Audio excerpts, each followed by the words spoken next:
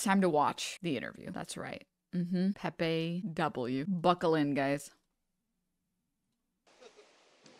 Good evening and welcome to Tucker Carlson Tonight. A rare venture outside the studio for us. We're coming to you from a wet and windy Palm Beach, Florida, right outside, across the water, actually, from Mar-a-Lago. We spent the day there talking to former President Donald Trump.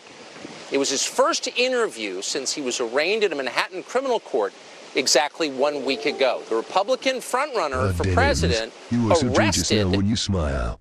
No.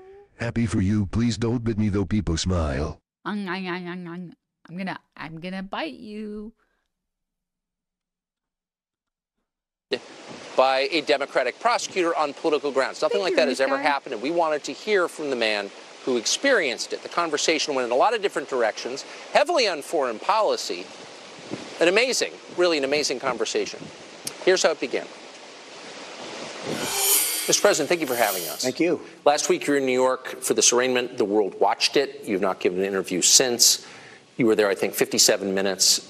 Tell us from your perspective what that was like. Well, it was a horrible thing because I did nothing wrong. Absolutely. It's like he literally can't not be hilarious. Out of all the things I was expecting him to say, oh, it was a horrible thing because I've done nothing wrong. Like, that was the last thing I was expecting. Absolutely nothing wrong. You look at even the pundits and the legal analysis, Greg Jarrett, all of these really talented people, they're saying he didn't do anything wrong. So that's number one. Number two, they were incredible. When I went to the courthouse, which is also a prison in a sense, they signed me in.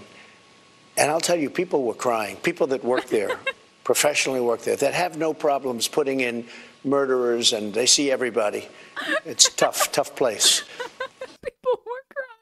And they were crying. They were actually crying. They said, I'm sorry. They'd say, 2024, sir, 2024. And tears are pouring down their eyes. I've never seen anything like those people are phenomenal. Those are your police. Yep. Those are the people that work at the courthouse. They're unbelievable people. Many of them were in tears or close to it. Many apologists were sorry, sir. We're sorry. Can I get things that never happened for $500? You want me to believe that the people that were working there were walking up to you in tears saying, I'm so sorry, sir. They had to have me do certain things. I said, sir, I can't believe I have to ask you. I can't even believe that I have to ask you to do it. You could see. So in one sense, it was beautiful because they get it. In another sense, it's nasty. I went to the Wharton School of Finance. They didn't teach me about that. That wasn't like they didn't know about the arraignment part? That wasn't. We didn't have a class on arraignment. And, it was a sad day in many ways. And in many ways, it was a beautiful day because the people understand. I didn't know this was happening, but the poll numbers have gone through the roof. The people get it. And the other ones are hoaxes also. The box hoax. Look at Biden. He's got 1,850 boxes.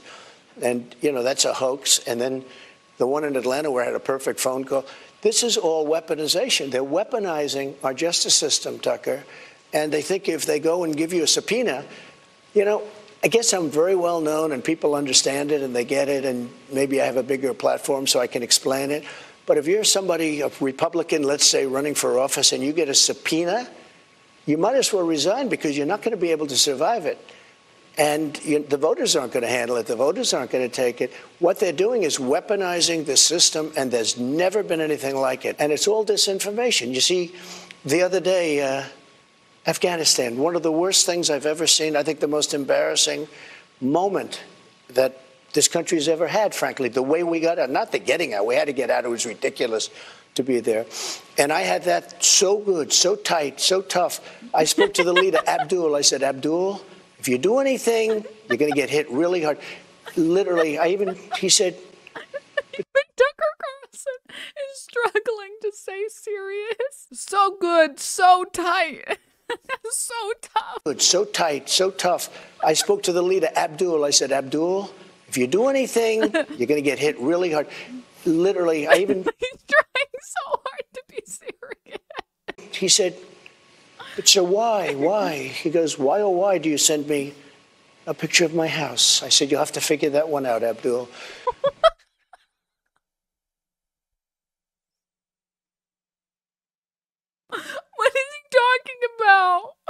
Abdul, I said, you have to figure that out. What?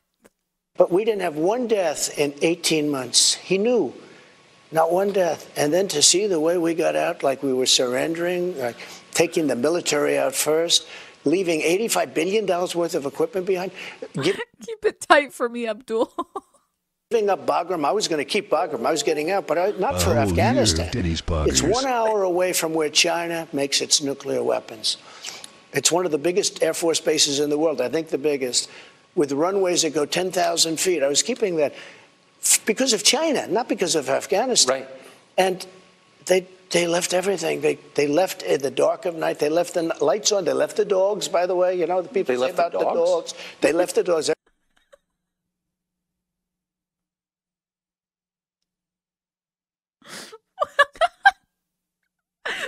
The dogs, no! I don't really care about the people who live there who are gonna have to deal with the Taliban taking over. But the dogs? Are you fucking kidding me? No! Won't someone please think of the dogs? Everyone, you know, the dog lovers, and you got a lot of them. I love dogs. You love dogs. But they left the dogs. People said, what? You know who doesn't love dogs? Well, of course, the police. I mean, come on. Obviously, yeah, the police. But you know who else? Ted Cruz. Just drove by Ted Cruz's house in Houston. His lights are off. But a neighbor told me the block got its power back last night. Also, Ted appears to have left behind the family poodle. Remember when Texas lost all its power the first time? And then he left the dog? One of the first questions I got, what did they do with the dogs? Mostly German Shepherds. They left them. What they did, the way they got out, was so horrible. Okay, everybody knows that was their plan. That had nothing to do with me. I was getting out too. We would have gotten out with strength and dignity. And what happened? They got out. And the other day I hear, yeah, it was Trump's fault. Oh, that's right. It was Trump. I was gone for a long. I would have been out faster than them. We would have had all the equipment. We would have had the American. Yeah, I like how in Trump's world, America left too quickly and we left too fast and we just left overnight and we left the dogs and now the country went to ruin. But if Trump was in power when we decided. The NYPD were crying because Biden left the dogs and they knew Trump wouldn't leave the dogs. But if Trump did it, he would have been out faster. I would have been out faster than them. We would have had all the equipment. We would have had the American citizens. We left hostages. We left Americans behind. Many, I think many more than you think. And we had 13 soldiers killed. And nobody ever mentions the fact that we had many maimed so badly. No arms, no legs. Their face was obliterated. This is the way this guy got out. We would have gotten out with... Me when I lie. Me when I lie. Me when I just fucking lie. What is he talking about? 13 people were like killed and maimed when we left. What? Dignity and strength. We were going to. But I was taking 100% of... I said, I want every nail. I want every screw. I want the tents. They said, sir, the tents are very hard to take out. I said, I want the tents. I want the tanks. I want the planes. I want everything. And a couple of them fought me on it. Like Millie. He said, sir, I think it's cheaper to leave the equipment behind. I said, let me ask you, we have a plane that cost $100 million. It's sitting there. All it needs is a tank of gas, right? Give me a little jet fuel. We'll fly it to Pakistan or any place else, or we'll fly it directly home. You say it's cheaper to leave a $100 million plane? Sir, I think overall it's cheaper. These are idiots we're dealing with.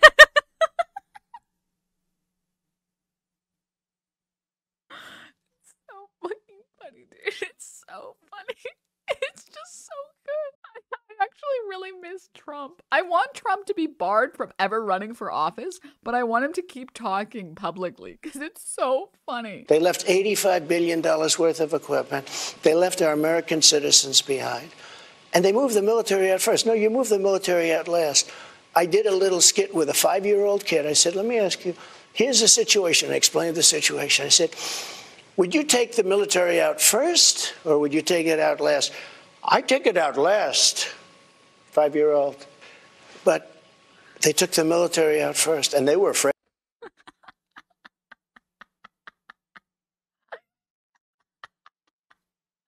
This is almost as bad as, like, the liberals who are like, I just told my 5-year-old that Ruth Bader Ginsburg died. And my 5-year-old cried and said, our institutions are crumbling. Wakanda forever. And it's like things that definitely didn't happen for $1,000, please. Please. Afraid of our military. When I was there, they were afraid. We didn't have one soldier killed in 18 months, Duncan. Not one soldier was killed in 18 months. And then we got out like we surrendered. I think it was the single most embarrassing day in the history of our country. It was totally their fault. They didn't go by anything because, we had...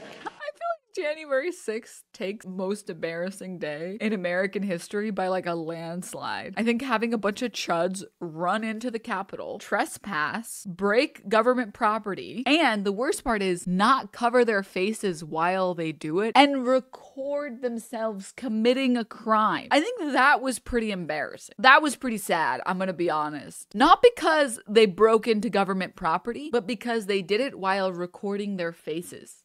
Like they were like, hey everyone, I'm live here on Rumble. I just want you to know my full name, my address, my mother's maiden name, my social security number. If the FBI want to find me, it'll be nice and easy for them to charge me with the crime of breaking in. So anyways, yeah, might go into Nancy Pelosi's office. That's pretty embarrassing. I think like there's a very big like Americans are dumb narrative, and that didn't really do us any justice, okay? Where were you on January 6th? Oh, I was zooted. I was tripping, but FR. And I saw that shit happening and I was like,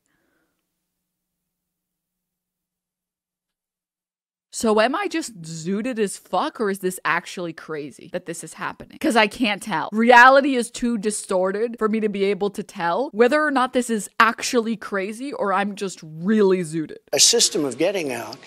But if the Taliban, in particular, the Taliban, because that's where the action was, right? When I called Abdul, the press went crazy. The fake news went crazy. Why did he call an enemy?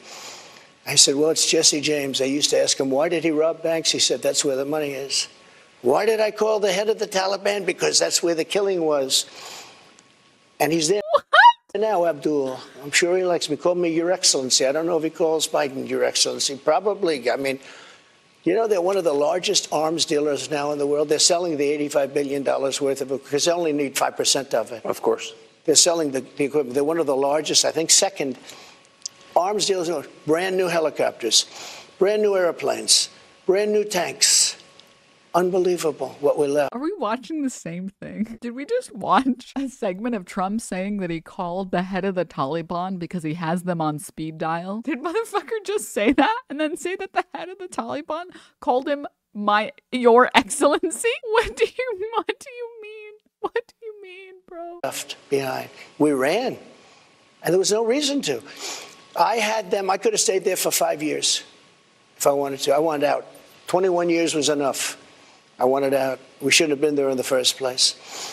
But when I see what happens, when I see the level of stupidity, and because of that, it's all a big web.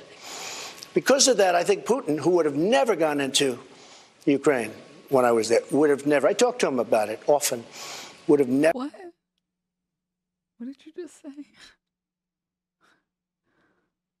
What did you just say? You said you talked to Putin often about him wanting to invade Ukraine. Is that right? Is that right?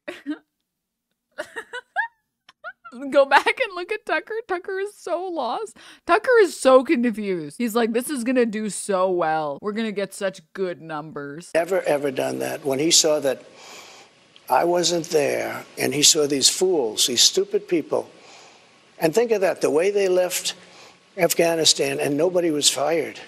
I fired a lot of people because if they didn't do a good job, I'd fire them. May I ask, you talked to Putin about Ukraine. What did you say to him?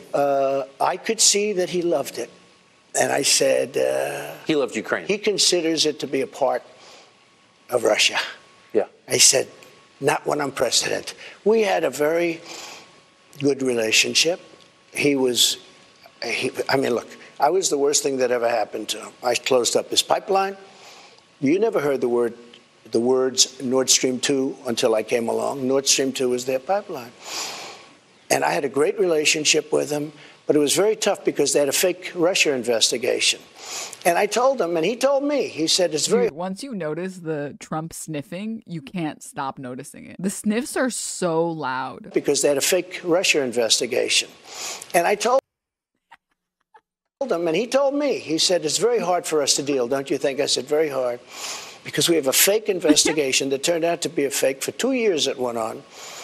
And we could have done very well with Russia. They have great minerals. They have great things that we want, we could have, and they need the money and they need other things. But that interfered. That was a terrible thing. That was actually a treasonous thing to do. Those people should have been arrested. They made it up. They made up a problem with Russia that didn't exist. Now they've all admitted it didn't exist. It was just on to the next one. I often say, they said to me, I'm so sorry for infecting you. I apologize. Okay, I really do. I apologize for infecting everyone, all right? the other day, one of your fellow journalists said, who's the biggest problem, sir? Is it China? Could it be Russia? Could it be North Korea? No, I said, the biggest problem is from within. It's these sick, radical people from within, because we can handle, if we're smart, we can handle Russia, China. I did. I took in billions and billions, hundreds of billions of dollars from China. No other president took in anything, and they respected me. He's the same thing, you know. I told him, you can't go into Taiwan. You can't do it. I won't tell you exactly what I said, but it was something that probably a lot of people wouldn't like if they heard it, but it was very tough. Don't go into Taiwan. If you do, we're going to have problems. Other than that, we're going to be great relationship. We're going to have a great relationship.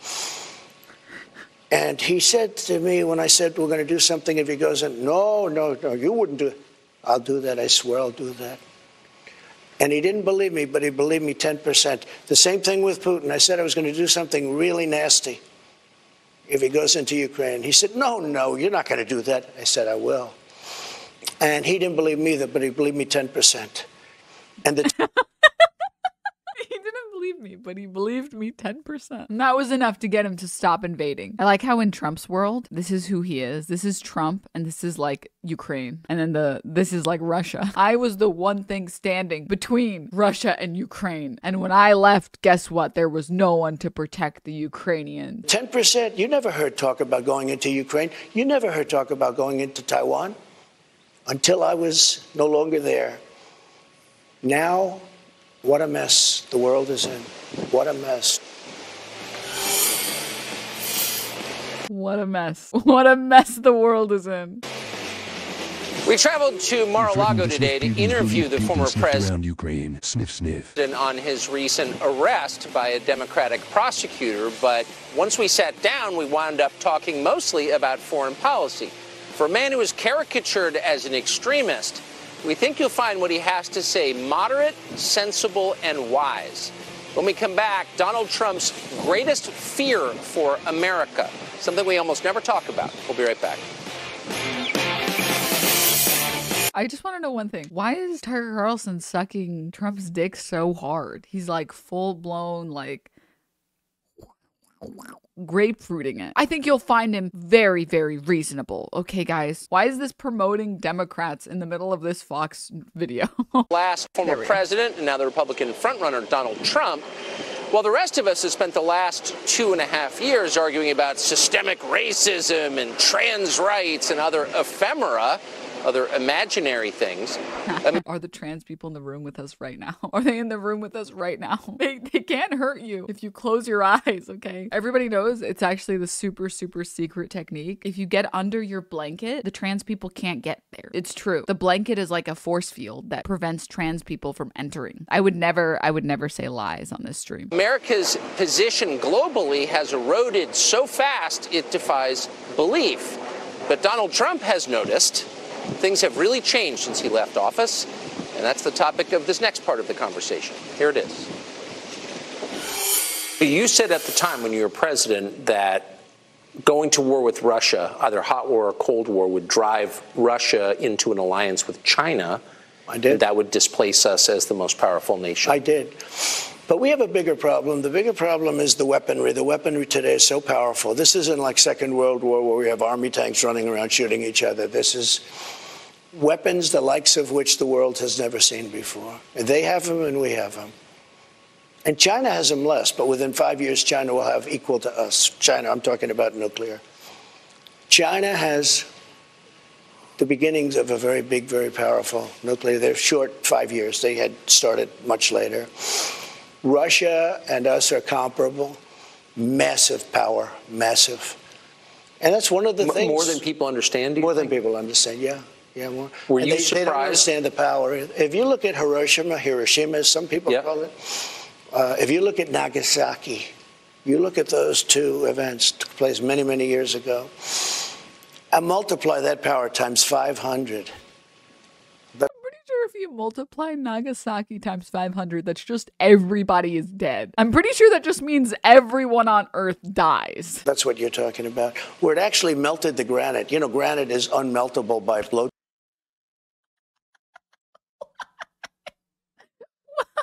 torches. Yes. But the granite, if you look at granite areas, it's like water that got, hardened, like an ice skating rink. It melted the granite. If you look at that and multiply it times 500, that's what you're talking about. When I listen to people talk about global warming, that the ocean will rise in the next 300 years by 1/8 of an inch, and they talk about this is our problem. Our big problem is nuclear warming, and nobody even talks about it. The environmentalists talk about all this nonsense and I'm sorry, what did he say? and they talk about this is our problem. Our big problem is nuclear warming, and nobody even talks about it.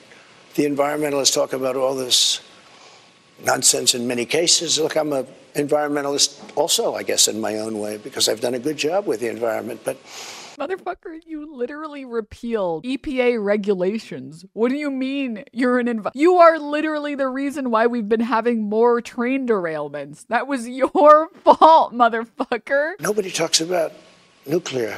The problem we have, the biggest problem we have in the whole world, it's not global warming, it's nuclear warming. And all it takes is one madman, and you're going to have a problem the likes of which the world has never seen. And it's only a matter of seconds. You don't have to wait 200 to 300 years for it to happen. So what you're saying is demonstrably true. Why is this not something our leaders talk about or the press talks about? Because I don't think they're smart. I don't think they get it. Putin got it. I would talk to him about it all the time. I never mentioned the word nuclear. You never heard me mention the word. Oh, shit, he My said the uncle was a N-word. professor, a great Nuclear. professor at MIT for a long time. I think he was the longest, Dr. John Trump. And he would talk about a lot of different things, and it was very interesting to me. For years, I talked to him. Passed away. He's a great, great gentleman. I think it's the longest tenured professor in the history of MIT. But if he wasn't, he was very close. He was there for almost 40 years. And we talk about things, and he said, someday they'll have a suitcase, and in that suitcase, it'll be nuclear, and you'll blow up New York City out of a suitcase. And I said, no, Uncle John, that can't possibly. He's right. The power is so. Does he know we have like TSA? Like what? I like the idea that you're going through TSA and you have like a literal nuclear bomb in your suitcase. And the TSA agent is like, is that a bomb? And you're like, yeah, it's a nuclear. Yeah. And they're like, oh, okay, well, keep going. They don't even let you bring water on the plane. It's like, what do you mean? So incredible. You can fire up a submarine and run it for years on essentially a tablet. Run it for years. So when we talk about war, and when I watch all of the people talking about Ukraine and how's Ukraine doing, blah, blah, blah, Russia's sitting back. First of all, Ukraine's being obliterated. Yes. Okay, let's not even talk nuclear. But let's say it wasn't. Let's say they were doing better than anticipated. If he decided to use his second form of destruction, which is nuclear, that's the end of that. You understand? And I know where you are in Ukraine, so I mean, you understand it better than most. Most people don't. Most people don't even talk about it. They don't talk about the fact that he has equal to the United States in nuclear capability and destruction. And What the fuck, dude? so I watch all of this happening, and it's so sad. But can I just ask, so the Biden people know the power of nuclear weapons. They now control our arsenal. They don't seem worried about this. That's because they don't understand life. They don't understand whatever it is that you have to understand. You know, it's very interesting. At the very beginning, Biden was very afraid of nuclear because I watched him and he was, oh, they have nuclear weapons. Oh, which was exactly the wrong signal to send. You don't do that. But if you go back and check your files, you'll see Biden early on saying, oh, well, we can't do this. They have nuclear weapons. Well, you don't want to, you don't want to act that way. Yeah. But he was very afraid of nuclear. I said, you got to be a little bit cooler than that. But what happened is now that nobody talks about it. But every day Putin mentions it, and every day other people mention it. And now all of a sudden, if you look, other countries are talking about getting it. This was something you don't mention. I call it the N-word.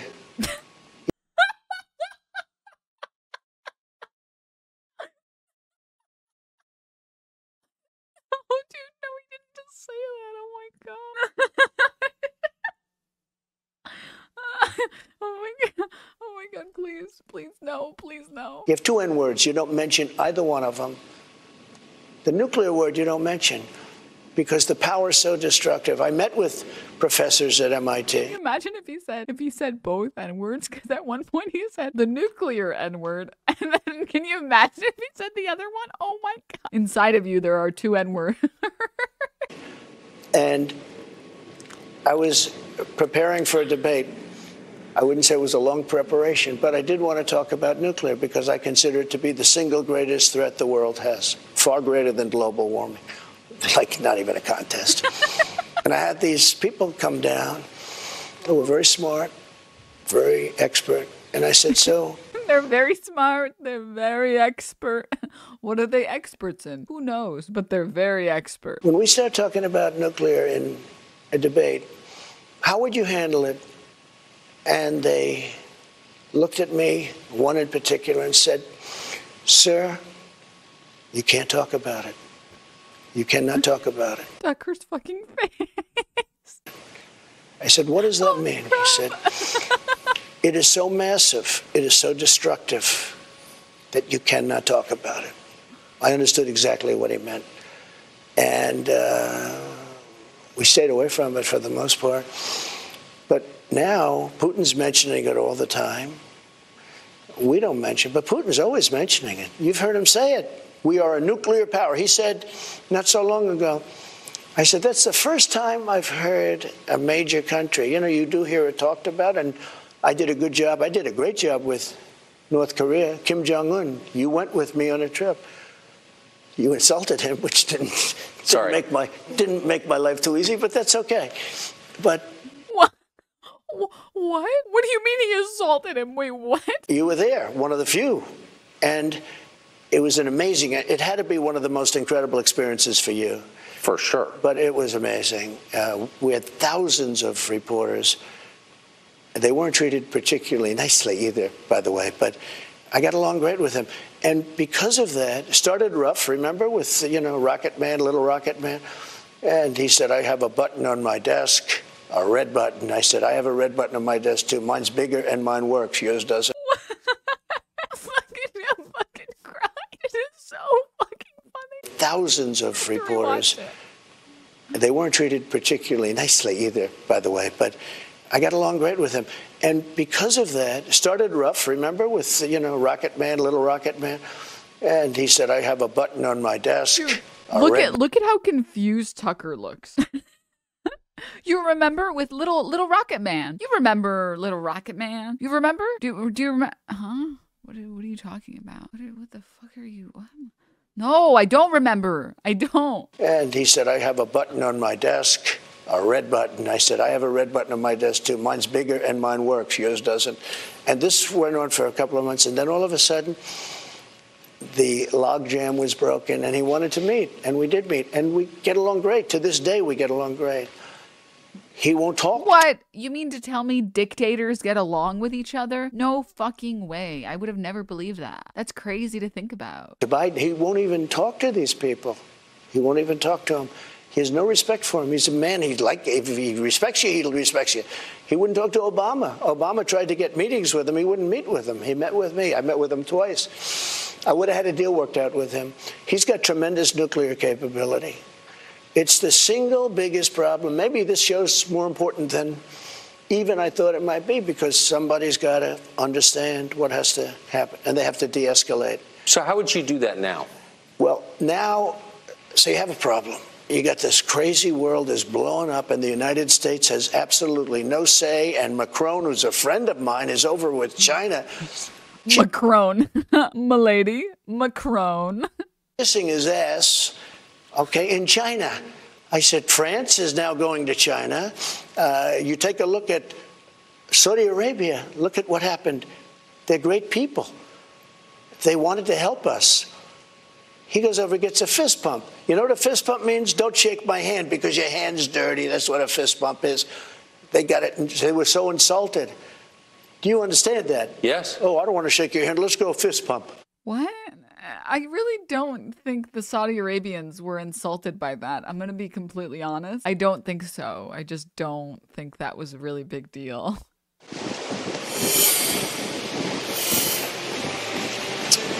For the past 7 years, the neocon media establishment's been telling you that Donald Trump is a dangerous lunatic. In 2 years in office, Joe Biden has brought the world to the brink of nuclear holocaust. Who's the dangerous lunatic? And they're lecturing you about global warming. Yes, that was actually all Biden. Biden was talking to Putin. He was like, bro, like, how's your weekend going? And Putin's like, I don't know. I'm thinking about invading Ukraine. Biden's like, yo, you should fucking do that, bro. That would be so funny. That would be so funny if you did that. And that's why Ukraine was invaded. It's actually all of Biden's fault, actually true. Joe Biden says he's running again for president in 2024. We asked Donald Trump his assessment of whether that's going to happen and whether anything could get him out of the race, including a legal conviction. That's next.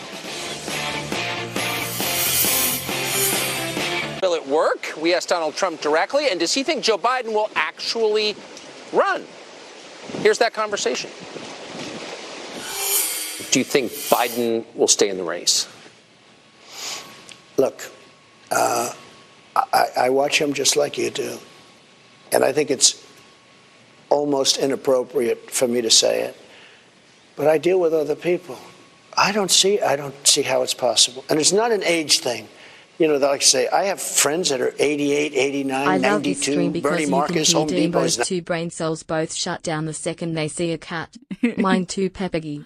I can't help it, okay? 95, smart as hell. He's sharp as he was. I mean, he's, you know, mentally, Bernie Marcus, Home Depot, founder of Home Depot, one of the founders. Bernie Marcus, Home Depot, Bernie Marcus, Home Depot. I mean, I had a meeting with him a few months ago. He was 100%. I know people that built their fortunes from 80 to 90. They were always struggling, and they made a fortune from 80 to 90. A couple of people in particular. It's amazing. He's not too old. You know, his age. I think they do the age thing because I'm 4 or 5 years behind. They say this is a way of getting Trump. Let's go amok. But there's something wrong. I saw his answer today on television about whether or not he was going to run to a very nice guy named Al Roker. I mean, you can't get a softer question than that. That was a long answer talking about the eggs and the this and that. Look, I don't think he can. But say what you want. They didn't expect him to get it. Yeah. You know, people could say he won an election. You know, it always goes, I got the most votes of any person, any sitting president in history. I was told if I got 15 million less, I couldn't lose. They're surrounded by... But that's not even true. Wait, what? Wait, what? Someone beat you with more votes. Vicious, smart people, radical left people, but they're very smart and they're very vicious. It's not him. It's not him. He's now in Ireland. He's not going to have a news conference. When the world is exploding, I own property in Ireland. I'm not going to Ireland. The world is exploding around us. You could end up in a third world war, and this guy's going to be in... Why did he bring up the fact that he owns land in Ireland? It's so confusing. Ireland, and not having a news conference. He hasn't had a news conference, I guess, in months. I saw today where he hasn't. It's been... Well, he can't. So if he doesn't run, if he's taken out by his own party, or who knows what happens, but it doesn't seem like he's capable of running again, who does run? Well, Obviously, the one that they would talk about would be the vice president, Kamala. That would be the one that they talk about. But I don't think she's performed well on the big stage. I mean, maybe I'm wrong. But there are a certain group of people that will go crazy if it's not her. They're going to go I'm in Ireland, going to dig holes in his land. I feel like Ireland is like the worst place for him to go. I don't think he would get a very warm welcome in Ireland, to be honest. They're going to be very angry if it's not her. That's a problem.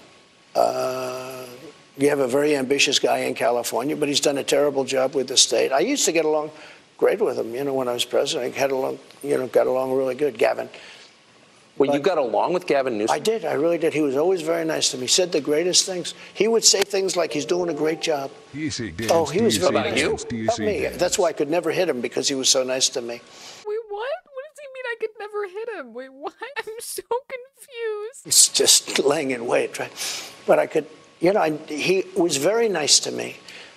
And relatively speaking, some of them weren't. We did a good job for the governors. But they talk about him. They talk about some others. I just don't see Biden doing it from a physical or a mental standpoint. Yes. I don't see it. But it's been a crazy period of time in the world of politics. But he's surrounded by people. They expected Bernie to win. Now, Bernie's older than Biden, whether you like him or not. He's sharp. I watched him being interviewed the other day. He's 100% sharp. He hasn't lost much. I was not expecting in this interview for Trump to simp for Bernie. If anything, Bernie Sanders. But, he's older.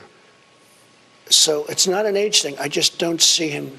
So they're trying to prevent you from making it to the general election by tying you up in lawsuits, charging you with crimes. You've described the process. The old Soviet process. The old Soviet process. And you've described it as illegitimate. If this goes to trial and you get convicted, how would you respond in the middle of a presidential campaign? Well, it's so off. Statute of limitations are years off. It's hard to believe. Usually when you have something like this, the Democrats say, oh, he's terrible, guilty. The Democrats have even said, I'm innocent. I watched some of these, I think it was... Why does he speak like that, man? Also, nobody has said that. I haven't seen a single Democrat say that he's innocent. I've seen Democrats say, okay, when are we going to get the rest of these fuckers? I'm innocent. Andrew McCabe, the FBI guy who I fired, he came out, he said, they've got no case. They've all come out and said it. And then you've had Andrew McCarthy, you've had Jonathan Turley, Greg Jarrett, Dershowitz, all of them, everybody, and they're, down the middle people. They see it. They say, there's no crime. There's no anything. Think of it, Tucker. I've been through 7 years of bull investigations, 7 years. They've looked at, I have a very big company, much bigger than they understand. In fact, when they finally got my taxes, they said, whoa. That's a big company. It took them years to get the taxes. They got them. That was the last you ever heard. You never heard one thing about them. But it took them years to get them, because they shouldn't be looking at my taxes. I was surprised the Supreme Court gave them the right. They shouldn't be looking at people. That's sort of another one of the tenets. You don't do that. But I didn't care that much. I just, on principle, I fought them. And they looked. I built a great company. When you do the things that I do, and you employ thousands and thousands of people over the years, just thousands, we've done a great job. And then I ran for president. People were surprised that I won. But I used to see these rallies, and I'll tell you, the rallies are bigger now. The enthusiasm is more now than I've ever seen. So what do you think, since your poll numbers have risen? Weren't the protests super depressing? The protests outside of the indictment stuff, it was 5 people. It was not that impressive. I think after January 6th, he hasn't really been pulling the same numbers. 75% of it was media. It was this Jordan Klepper video. Jordan Klepper takes on Trump's indictment rally. This was the rally. So this was the best and brightest they had at this rally, by the way. This rally that had incredible, amazing numbers. Now than I've ever seen. So what do you think, since your poll numbers have risen consistently since they raided this place, Mar-a-Lago? Well, before they raided. In August. They were going up substantially before. Well, they definitely moved after Since then, they've really been going up. So how do you think your opponents will respond. I don't know how well. We have two opponents. We have a primary opponent. We have a general election opponent. I mean the Democratic Party using the legal system. Well, what they're doing is they're finding, and think of this, they say 11 million pages, but whatever it is, through all of these Democrats' investigations. I had the Mueller hoax. I had impeachment hoax number 1, impeachment hoax number 2. Ukraine, Ukraine, Ukraine, Russia, Russia, Russia. You knew the Russia, Russia, Russia. I got that whole term from you, Russia, Russia, Russia. You'd be screaming and it'd say, this guy's a comedian. But you remember that whole period of time. Quite Russia. well. It turned out to be a total fake. But think of this. I tell this story very seldom, but because it's a sad story. So the Russia, Russia, Russia hoax was made up by crooked Hillary Clinton, Adam Schiff, the DNC, the Democrat Party. But it wasn't a hoax. You got impeached for it. What are you talking about? The dossier is a total fake thing. We're suing them now, as you know, on that. We're suing them a lot because, unfortunately, Bill Barr didn't have the courage to do what he should have done. He was so afraid of being impeached. So I have to do it civilly. I have to sue people. The Justice Department should have done because these are criminals. But think of this. So you have all of these millions and millions of pages, and they get you on a non-disclosure agreement? I mean, big numbers, billions and billions of dollars, right? And they get you on a perfect non-disclosure agreement, or they get you on nothing.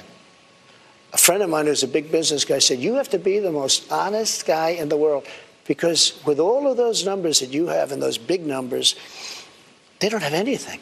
And you have to see, take a look at the people I just mentioned. Read what they said. There was no crime.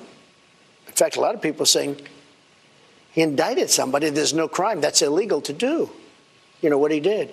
So I don't see it going. I mean, we'll have to see. So, but just to bottom line it, the purpose of this is to keep you out of the presidential race. If I weren't running, or if I had bad poll numbers, let's say. Right. But that's a good reason. Whoa. But that's actually a good reason. I mean, even if he didn't get indicted, I think that he would still lose. It's pretty uncommon that incumbents that lost their race win a different non-consecutive race. I think it's only happened once in U.S. history ever. But even if that wasn't the case, why wouldn't Democrats want to do that? And again, remember, the Democrats are the party of disinformation. If they want you to run, if they want to run against somebody, they're going to go the opposite. For instance, they don't want to run against me. And now, I just gave you a poll. I'm 9 points up on Biden. But they're the party of disinformation. So what they say is, we want to run against Trump. Now, they always do that. They do that. And other people would do it, but they do it pretty much better than others. Is there anything they could throw at you legally that would convince you to drop out of the race? If you get convicted in this case in New York, no, I'd never drop out. No, I'd never drop. It's not my thing. I wouldn't do it. No, I'd never drop out, he said, bottom lining it for us. Donald Trump spent 4 years in office taking what was considered a very tough stand on China, and with that in mind, his descriptions of a meeting with Chinese President Xi Jinping at Mar-a-Lago were remarkably nuanced and even affectionate. Really interesting story. Xi, by the way, apparently speaks English secretly. You'll hear it right after the break. What do you mean secretly? Wouldn't it make sense that Xi Jinping would speak English, considering that he has to deal with American? What? That's so. Oh my God. Oh my. Secret English. He's a world leader. Of course he speaks English. Basically, every prominent world leader needs to speak English because Americans are too dumb to learn any other languages. With Donald Trump today, and we were struck throughout the course of the conversation how his grasp of foreign policy, this man who was supposedly stupid, his understanding of world affairs is so much more nuanced and sophisticated and pro-American than the moronic neocons currently in charge. It was remarkable. Let's send all our ammo to Ukraine. Zelensky's like Churchill. Okay. Trump disagrees with that. And some of the stories he told us from his time as president were amazing. Trump and Chairman Xi having chocolate cake at Mar-a-Lago. That's the setup. Here's the payoff. What? What? I told China, if you buy any oil from Iran, President Xi, very good conversations. I liked him a lot. I told him we shot 57 missiles into Syria while he was having chocolate cake. It's the only time he said, repeat. That was the only word I've ever heard him say in English, meaning he speaks English, okay? You know? She speaks English? Well, I'll tell you what. Oh my God, this is so racist, dude. This is so fucking racist. This is an interesting thing. We're having dinner at Mar-a-Lago, and he wanted to be at Mar-a-Lago. We had a great weekend, but we're having dessert now. Beautiful chocolate cake at Mar-a-Lago. He had his people. I had mine. He was telling me stories about China, the history of China. It's very amazing. It's got an amazing 5,000 years, amazing history. And President Obama didn't go over the red line, and because of that, Russia took over Syria, and there's a whole big thing, right? You know that. If Obama would have done what he said he was going to do, because they were killing children. They were killing children with gas bombs, by the hundreds, by the thousands in Syria. And he said, if that happens again, and it happened a number of times, and he still never went over the line. But I did. So I shot 57 missiles, almost every one of them hit, into a military area, which had a lot of planes, wiped out a lot of planes. Also had Russian soldiers, by the way. They say I was so nice to Russia, right? I killed the pipeline. I sadly killed a lot of Russian soldiers, that 500 group, because they were doing things that they weren't supposed to. Nobody writes that, and I don't want them to write it. I'm not proud of it, but we did that, as you know. But we shot approximately 57 missiles. And so when I dealt with President Xi, I was with him the whole weekend. What is he talking about? Why is he flexing about bombing people? He had an incredible, I'm not allowed to say it because it's very impolite and very politically incorrect, a beautiful female interpreter. She was very beautiful.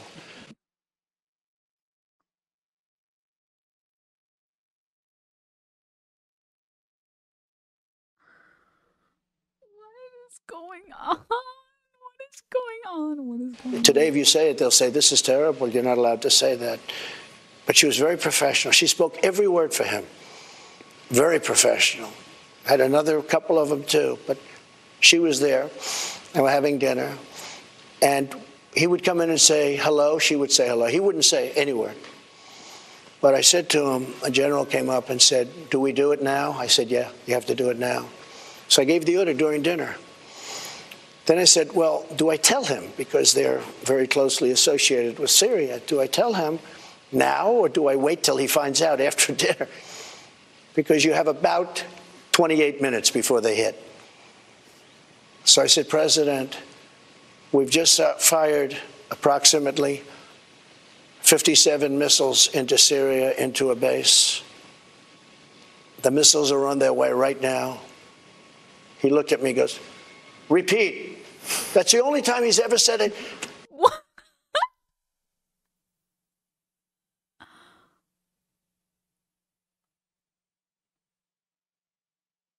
What am I listening to? What am I listening to? What am I listening to? So I think he speaks English. The only word, he never said hello or goodbye. He only dealt through an interpreter. The only word I ever heard him say was repeat.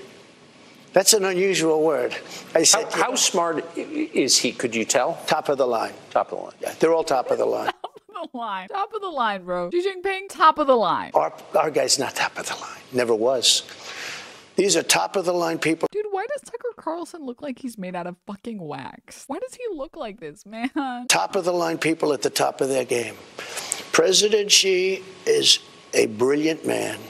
If you went all over Hollywood to look for somebody to play the role of President Xi, you couldn't find it. There's nobody like that. The look, the brain, the whole thing. We had a great relationship. He sounds like he had like an intimate relationship with like Xi Jinping. He's like everything about him. The look, the brain, the penis, the pussy. It was all amazing. We had a great relationship. It was amazing. What am I listening to? You know, when he first came to Mar-a-Lago, he came. When he first came. First day. He was there for a few days. We were going to have a 50. It was so organized by them and by us, but by them. Very boom, boom, boom. Boom, boom, boom. Everything's like business, no games, you know. They don't say, gee, how did the Yankees do last night? Oh, that was a wonderful. They don't care. They don't care about anything. I said, do you ever go to a Broadway play? I'll take you to one. Do you ever have plays like, do you ever go? No, I don't. No. This is business. These aren't game players, right? I like it. You know, in a way I like it. You have no life, but that's what he likes. Yeah. It wasn't on my bingo board. Donald Trump saying Xi Jinping has no life. That was not on my bingo board of things I expected him to say. Top of the line smart, top of the line. When they came in, it was supposed to be a meeting that lasted exactly 15 minutes. Then we go to breakout sessions with, they had like 40 people. We had 40 people. You know, the comparables, right? And we're sitting across the table from each other in the ballroom of Mar-a-Lago. And it was an amazing scene. But our meeting was supposed to take 15 minutes. It took 4 hours. We got along so well. There was a great chemistry we had. Great. We talked about everything. Can you stop talking about them like they're fucking dating? Did they have sex? Can I know? Can he tell me? A great chemistry. But people ask me, how smart is she? I said, top of the line. You never met anybody smarter. How smart is Kim Jong-un? Top of the line. You know, people say, oh, this and that. Really smart. You know, when you come out and as a young man at 24, 23, even though he sort of inherits it, most people, when they inherit, they lose it. And that's easy stuff. He took over a country of very smart people, very, very energetic people, very tough people, at a very young age, and he has total dominant control. That's not easy. These are very smart. Putin, very smart. Now, he's had, and probably a bad year. Don't forget. Ladies and gentlemen, we have a tremendous opportunity here. Denims on Twitch is the best, believe me. Top of the line. Nobody does it better than Denims. Nobody. And let me tell you, you're going to love it. It's fantastic. So do me a favor and hit that subscribe button. It's going to be huge, I tell you. Subscribe to Denims on Twitch. Won't regret it, folks. Thank you very much appreciated. Dude, can you imagine calling Putin smart? A country of very smart people, very, very energetic people, very tough people, at a very young age, and he has total dominant control. That's not easy. These are very smart. Putin, very smart. Now, he's had, and probably a bad year. Don't forget, that whole thing is not... He's had probably a bad year. Putin's estimation on taking over Ukraine was 1 month. It's been over a year now. If he took over all of Ukraine, and what are we going to do? Because Biden is so committed to Ukraine. What happens if it's a not winnable war? You know, there are people that say Ukraine cannot win, can't beat Russia. Russia right now, I'm not saying anything out of school. I read it in one of our newspapers, so, you know, it's probably fake news, but maybe not. I don't think it is. Russia right now is making massive amounts of ammunition. Sounds simple, right? But they're making massive, beyond anything they've ever made before. We don't have any ammunition. We've given it to Ukraine. We're not prepared to fight. I rebuilt our military, new planes, new tanks, new everything. I promise you, if I go look at like what the Pentagon's budget is, it's probably the highest that it's ever been. I promise you guys, we have lots and lots of bullets. Everything. They've taken the military that I've rebuilt, and they've given it all to Ukraine. I mean, massive amounts. So who blew up Europe's biggest natural gas pipeline? We asked Trump. He would know, and he does. That's next.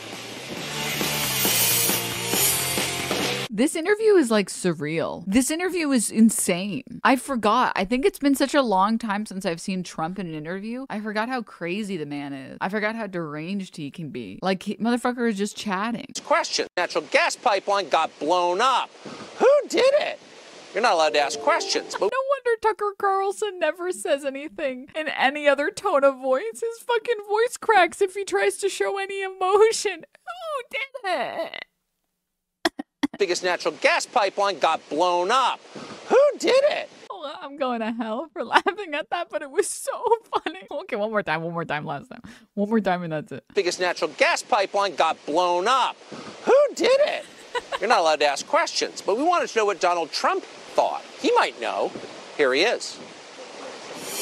Who blew up the Nord Stream pipeline? I don't want to get our country in trouble, so I won't answer it. But I can tell you who it wasn't, was Russia. How about when they blamed Russia? You know, they said Russia blew up their own pipeline. You got a kick out of that one, too. It wasn't Russia. my God, dude, he has such a fucking evil laugh. I'm pretty sure if you have a laugh like this, you should just be put in jail immediately.